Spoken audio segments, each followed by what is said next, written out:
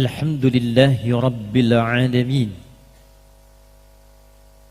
Alhamdulillahilladzi faradal jumu'ata lil mu'minin linakuna minadz zakirin.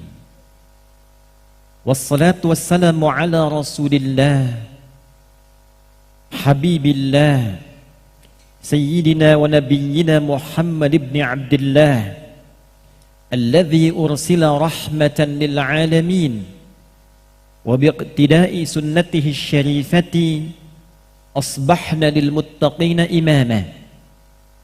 Nashhadu an la ilaha illallah wahdahu la syarika lah wa nashhadu anna Muhammadan abduhu wa rasuluhu alladzi la nabiyya ba'dah.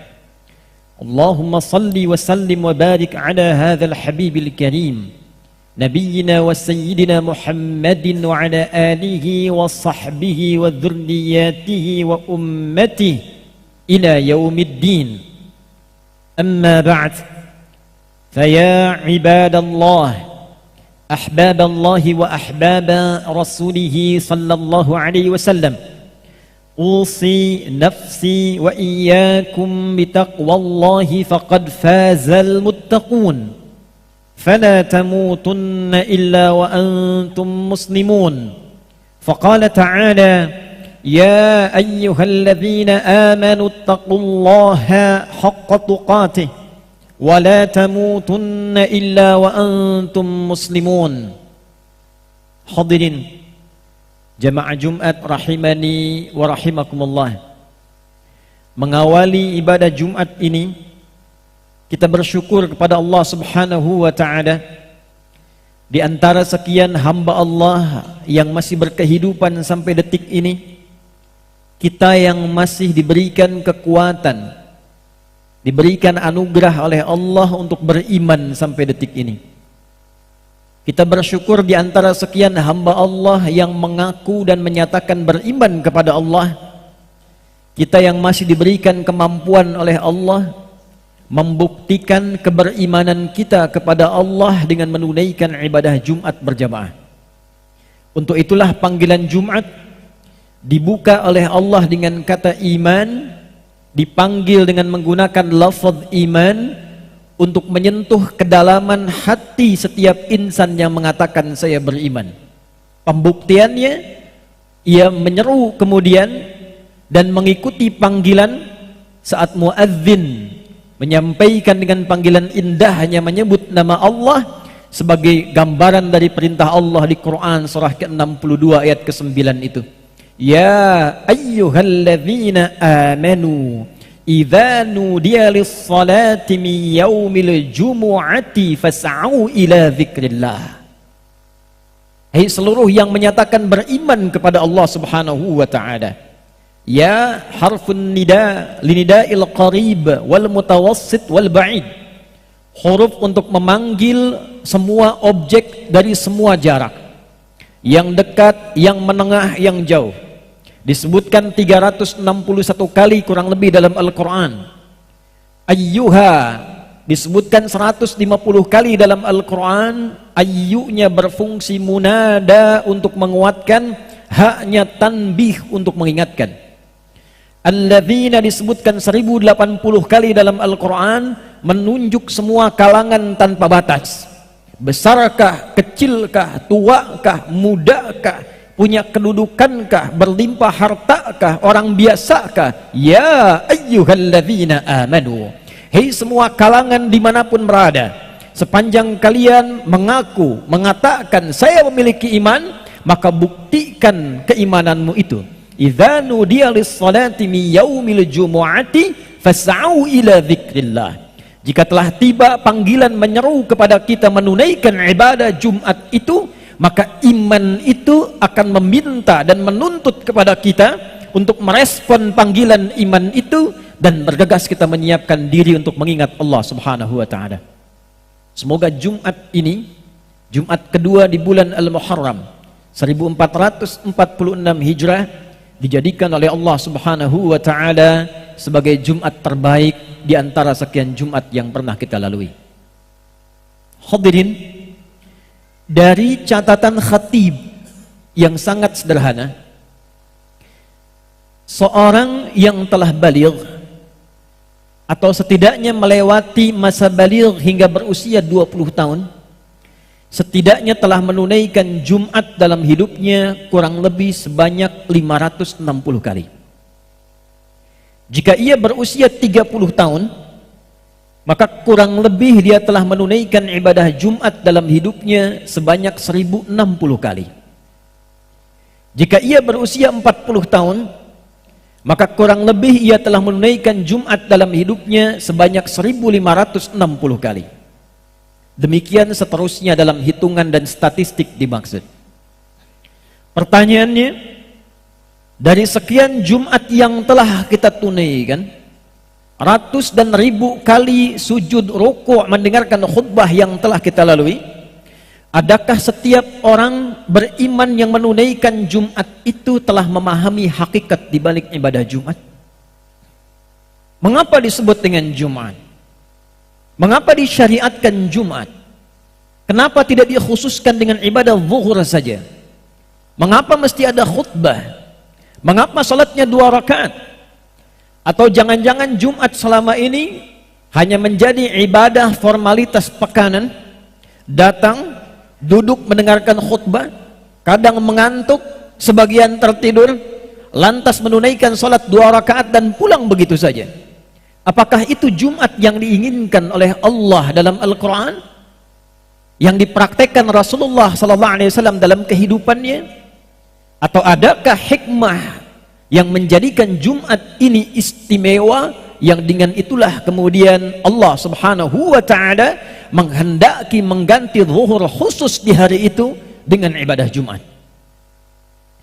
Hadirin rahimani wa rahimakumullah, hari Jumat di era jahiliyah sampai kelahiran Nabi Muhammad sallallahu alaihi wasallam, sampai diangkat menjadi nabi dan rasul, sampai beliau berdakwah kurang lebih 10 tahun setelah diangkat nabi dan rasul, nama Jumat itu belum muncul.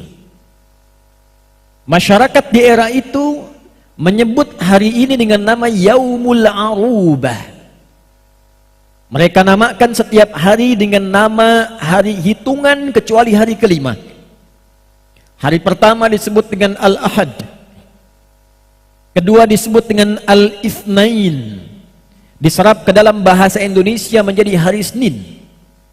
Ketiga disebut dengan Yaumut Thulatha, hari ketiga, diserap ke dalam bahasa Indonesia menjadi hari Selasa.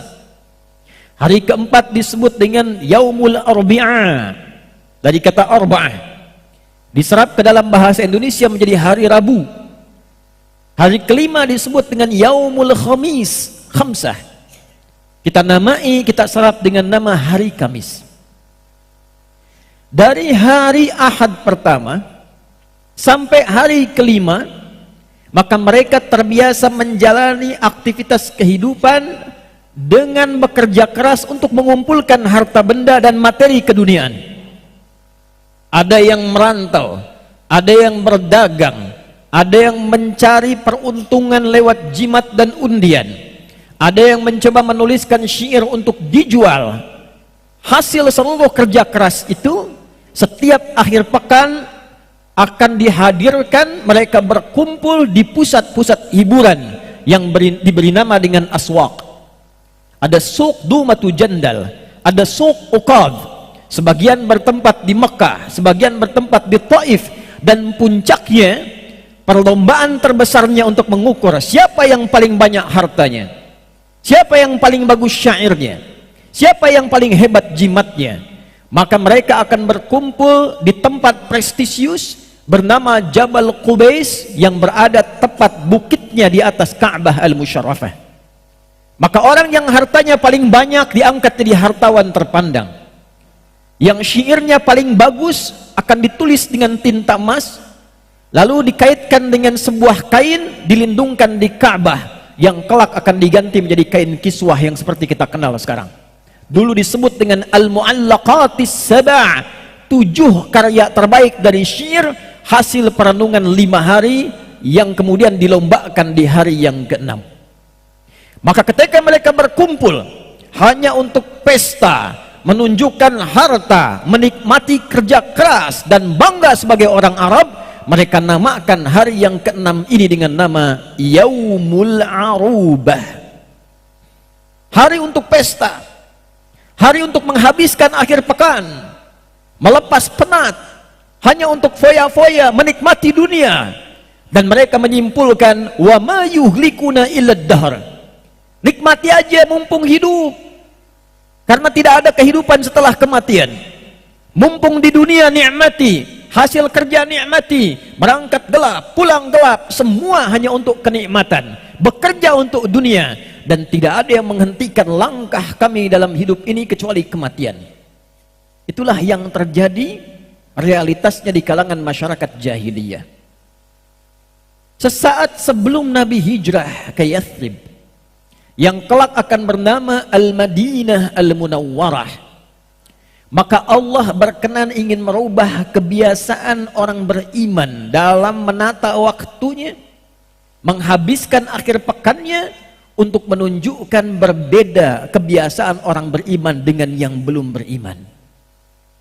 Berbeda kebiasaan orang beriman dalam menjalani hari-harinya. Berbeda kebiasaan orang beriman dalam menjalani kumpul-kumpulnya. Berbeda kebiasaan orang beriman dalam menyikapi dunianya. Maka sesaat sebelum hijrahnya Nabi SAW ke Al-Madinah Al-Munawwarah, Allah Subhanahu wa ta'ala menurunkan surah yang diberi nama dengan nama hari untuk mengganti nama awal bernama Yaumul Arubah.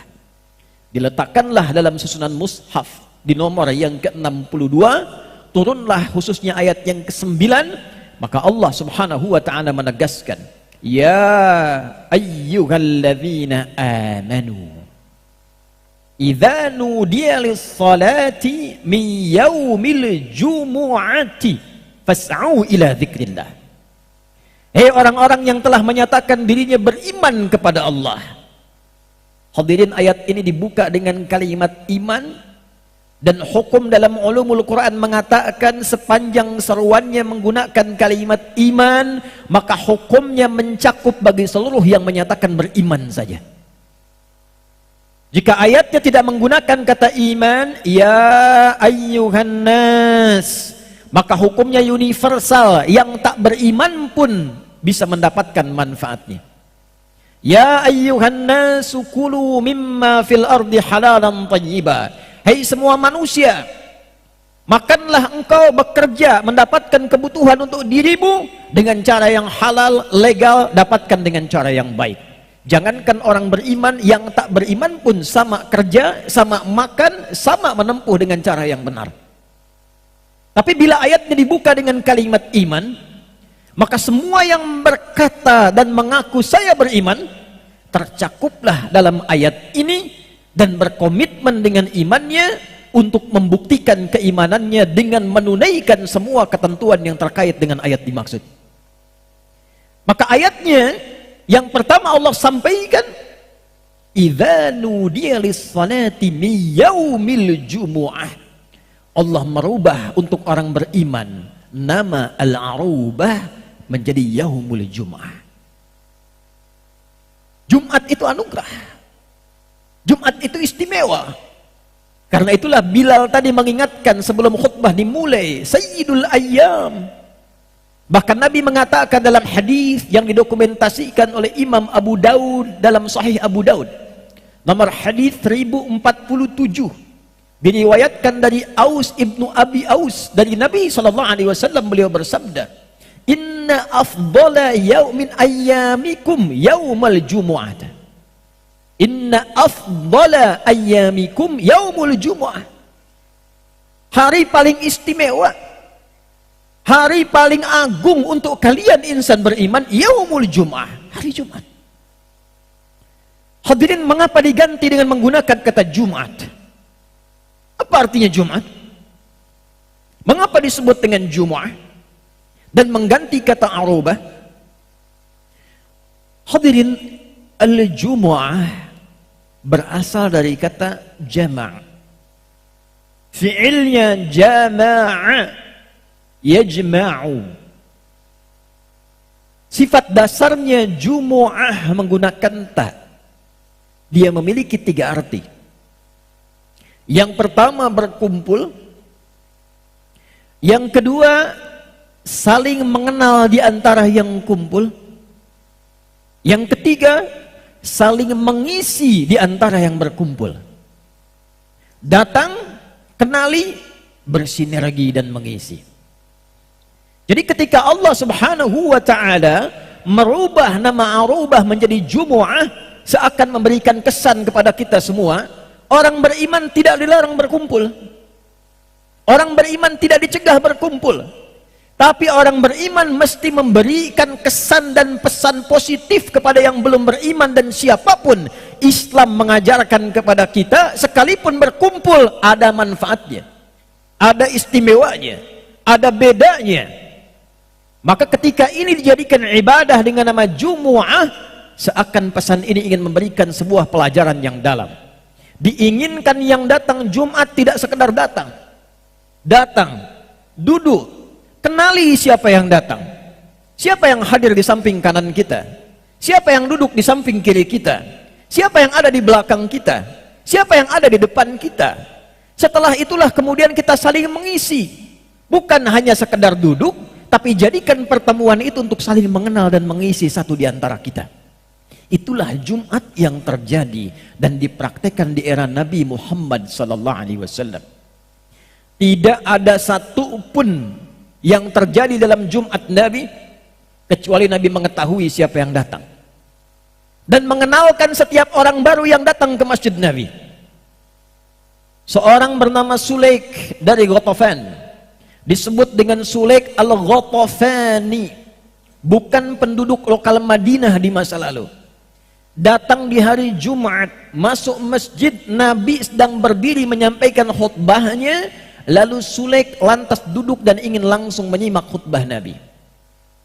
Maka Nabi dengan indahnya menyampaikan sebuah pesan, dibuat umum supaya tidak menyinggung secara personal akhlak Nabi SAW. Maka beliau mengatakan, faqala Rasulullah sallallahu alaihi wasallam, "Idza dakhala ahadukumul masjida wa arada an yajlisa, fala yajlis hatta yusalli rak'atain."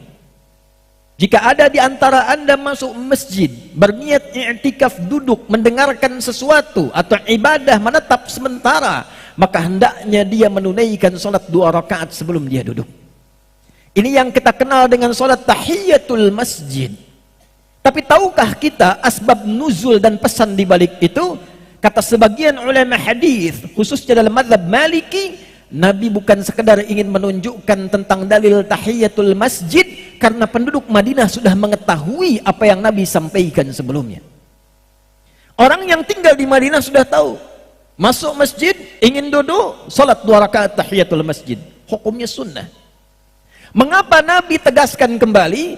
Karena Nabi ingin menunjukkan pada penduduk lokal yang datang dalam Jumat, ini ada saudara kita datang, dia datang bukan dari wilayah sini, kenali siapa dia, datang dari mana, kebutuhannya apa, jangan sampai ia meninggalkan masjid pasca Jumat kecuali selesai seluruh hajatnya.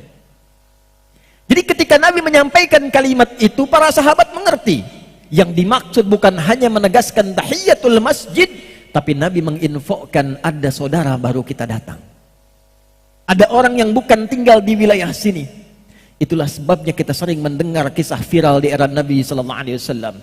Tidak pernah ada orang datang ke masjid kecuali penduduk lokal berebut untuk memberikan kebutuhannya. Datang haus, pulang hilang hausnya. Datang lapar, pulang hilang laparnya. Bahkan mereka berlomba ketika ada yang mengatakan kepada Nabi, "Ya Rasulullah." Seorang datang dan meminta untuk bersinggah. Nabi mengatakan, siapa yang ingin menjamu orang ini? Semua mengangkat tangan untuk menjamunya. Walaupun yang pertama menjamu seperti kita ketahui, orang yang hidupnya sederhana. Bekal di rumahnya hanya cukup untuk suapan anak-anaknya. Tapi dengan bangganya ia pulang ke rumah, mengabarkan pada istri dan keluarganya, kita mendapat tamu kehormatan Rasulullah SAW. Kita mendapatkan kesempatan pahala. Maka istri langsung menidurkan anak-anaknya dalam keadaan lapar. menyiapkan hidangan, suami hanya dihadapkan pada bagian piringan kosong, tamu makan dalam keadaan cahaya yang diredupkan, lantas tamunya merasa kenyang esoknya dan pulang, satu keluarga masih menahan lapar demi memuliakan tamu dan keberkahan dari ibadah yang mereka dapatkan di masjid.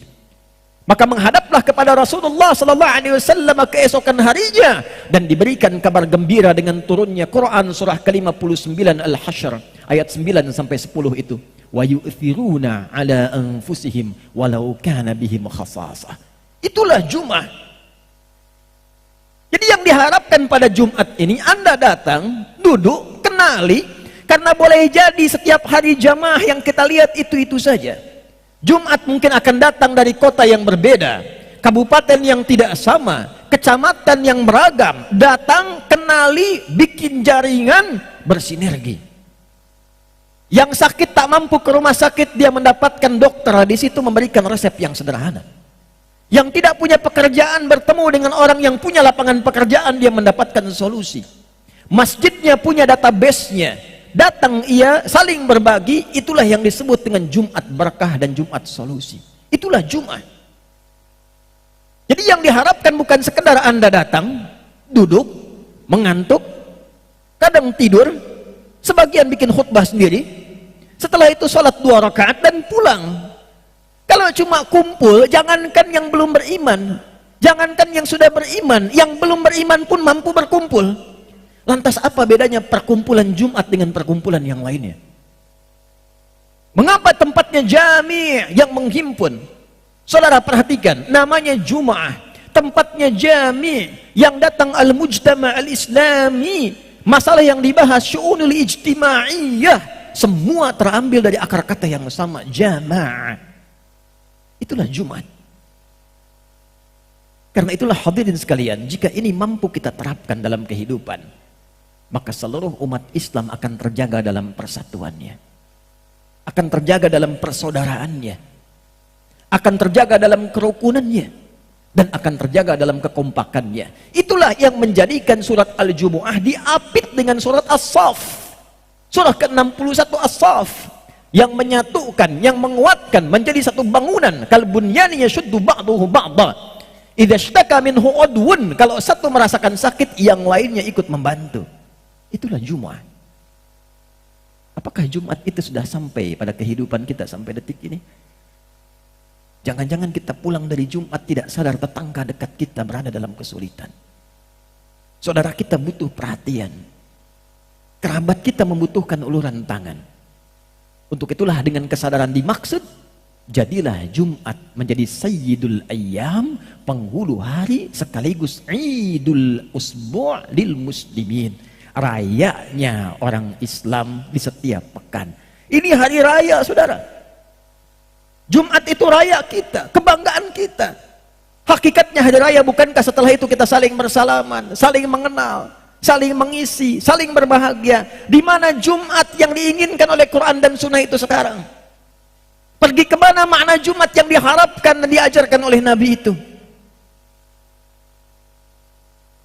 Dari situlah kemudian kita kehilangan makna, sehingga yang kita dapatkan saling menjatuhkan bahkan di antara orang yang mengaku beriman.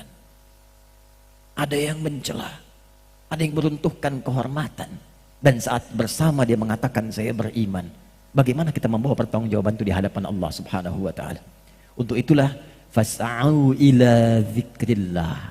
Jika kesadaran itu telah hadir, bergegaslah kita zikir mengingat Allah Subhanahu wa taala. Karena satu saat kita akan dikumpulkan kembali kepada Allah. Kehidupan ini tidak abadi, dan pada akhirnya kita berharap dikumpulkan satu golongan yang disebutkan dalam surat Az-Zumar itu, ilal jannati zumara, kompak bersama sebagai umat Rasulullah menuju jannahnya Allah Subhanahu wa taala yang dipimpin oleh Sayyidul Mustafa Muhammad sallallahu alaihi wasallam. Barakallahu li wa lakum fil Qur'anil azim.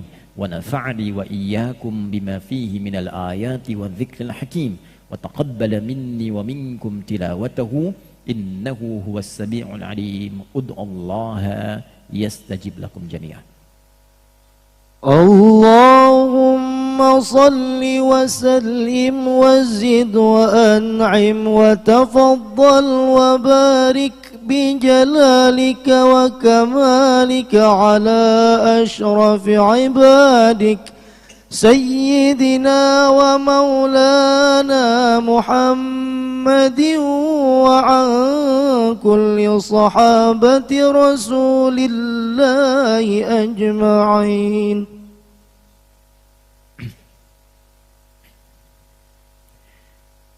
Alhamdulillah wassalatu wassalamu ala rasulillah Sayyidina Muhammad ibn Abdullah wa ala alihi wa sahbihi wa mawalah wa ba'd. Ya ibadallah, usi nafsi wa iyyakum bitaqwallahi faqad faza al-muttaqun fala tamutunna illa wa antum muslimun. Faqala ta'ala ya ayyuhalladzina amanu taqullaha haqqa tuqatih wa la tamutunna illa wa antum muslimun. Hadirin, sebelum kita berdoa dan menutup khutbah yang singkat ini, perkenankan khatib menegaskan dengan singkat, Jumat adalah ibadah yang bukan hanya mengumpulkan kita di jami' masjid besar untuk datang, duduk mendengarkan khutbah, salat 2 rakaat dan pulang. Kita diminta untuk menunjukkan kesan sebagai orang beriman yang berbeda dengan kebiasaan yang belum beriman. Orang beriman bukan hanya kerja berangkat gelap, pulang gelap. Tiap akhir pekan pesta, menghabiskan harta tak ingat Allah.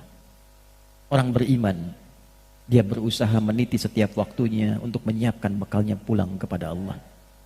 Bekal yang menjadikan kita ingat dan dekat dengan Allah dalam bahasa Al-Quran disebut dengan zikir. Untuk itulah salat disebut dengan zikir. Quran surah ke-20 ayat 14. Innani anallahu la ilaha illa ana fa'budni wa aqimis salata li dzikri. Kalimat thayyibah setelah salat disebut dengan zikir. Quran surah ke-4 ayat 103. Fa idza qadaytumus salata fadhkurullaha qiyaman wa qu'udan wa 'ala junubikum. Al-Quran, kita baca Quran, menghafal Quran disebut dengan zikir. Quran surah ke-15 ayat 9. Inna nahnu nazzalna dzikra wa inna lahu lahafizun. Quran surah Qaf di ayat 17, 22, 32, ayat 40. Walaqad yassarnal Qur'ana lidzikri fahal mim muddakir. Semua kegiatan yang menjadikan kita ingat Allah dan punya bekal untuk pulang disebut dengan zikir. Setiap pekan kita kumpul untuk saling merenung, bertanya, menatap saudara-saudari kita.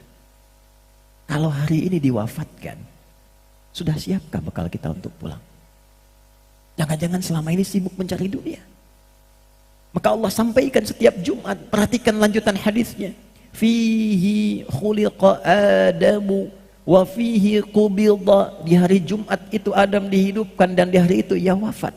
Jadi renungannya bukan hanya kehidupan, bukan hanya setiap pekan mengoreksi dapat berapa pekan ini, omsetnya berapa, kedudukan sudah naik atau belum, pangkat, jabatan, ilmu, ijazah bagaimana. Pertanyaan Qur'annya, kalau kamu meninggal hari ini, bekal kamu apa untuk pulang? Anak kecil mata tak bisa melihat, usia 4 tahun, dia berusaha menghafal Quran sampai khatam 30 juz. Ditanya oleh seseorang, kisah nyata, jika engkau diperkenankan oleh Allah untuk dijawab doamu, apa yang kau minta? Dia katakan, wallahi, saat saya berada di hadapan Allah sendirian dihisab, tidak ada ayah yang menemani, tidak ada ibu yang bahkan pernah mengandung, au kama qal, saya akan berkata kepada Allah, ya Rabb, ya Rabb, jika bekal yang aku kumpulkan untuk menghafal Quran selama hidup dalam keadaan mataku buta belum cukup mendapatkan rahmatmu hingga saat ini, maka mohon ringankan siksaku di neraka dengan Quran yang telah aku hafalkan ini. Hadirin, seorang anak menghafal Quran untuk menghadap Allah, dia berzikir dengan Qurannya. Anda diberikan 40 tahun, 50 tahun, 60 tahun, sampai detik Jumat ini belum mampu membuka mushaf untuk membaca. Berapa tahun lagi yang diperlukan? Ada orang sudah tahajud, sudah duha, sudah mengerjakan beragam sunnah. Anda dipanggil untuk sholat jamaah yang fardu saja belum tergerak bergegas datang. Berapa banyak panggilan dibutuhkan untuk membuat kita khusyuk mendengar zikir kepada Allah. Keinginan masuk surga, surganya Firdaus bersama Nabi. Nggak mau masuk neraka, ditanya tiap pekan oleh Allah, fas'au ila dzikrillah. Mana bekalmu? Mana bekalmu? Itulah yang menjadikan kita berkumpul. Barangkali yang kita lihat seorang alim, ahli masjid yang membuat kita gemar meningkat ibadah lagi. pulang ke rumah, ajak keluarga, ingatkan saudara-saudari kita. Mudah-mudahan dengan itu Jumat ini menjadi berkah, bukan karena makanannya, tapi ziyadatul khairi wastimraruhu. Berubah dari Jumat ini mendengar khutbah semakin lebih baik, semakin ingat Allah, dan konsisten menjaga itu sampai husnul khatimah. Innallaha wa malaikatahu yusalluna 'alan nabi ya ayyuhalladzina amanu sallu 'alaihi wa sallimu taslima. Faqala ta'ala alam ya'ni lil ladzina amanu an takhsha'a qulubuhum li dzikrillahi wa ma nazala minal haqq. Allahumma nahmaduka hamdan kama 'allamtana an nahmadak wa nashkuruka shukran kama 'allamtana an nashkurak antal muqaddim wa antal muakhir biyadikal khair innaka 'ala kulli syai'in qadir.